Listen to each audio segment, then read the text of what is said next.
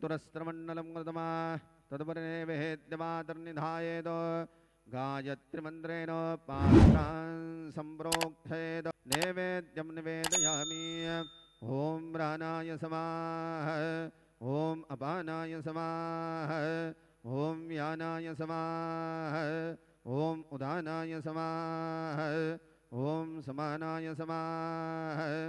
ॐ ब्रह्मणे नमः मध्ये पानीयं समर्पयामि पुनर्नैवेद्यं निवेदयामि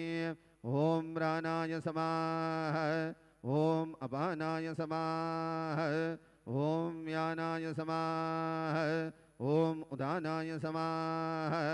ॐ समानाय समाः ॐ ब्रह्मणे नमः नैवेद्यं समर्पयामि हस्तप्रक्षालनं समर्पयामि मुखप्रक्षालनं समर्पयामि सद्गुरो साईनाथ देवताभ्यो नमः प्रार्थनापूर्वक नमस्कारं करोमि श्री सच्चिदानंद सद्गुरु साईनाथ महाराज की जय।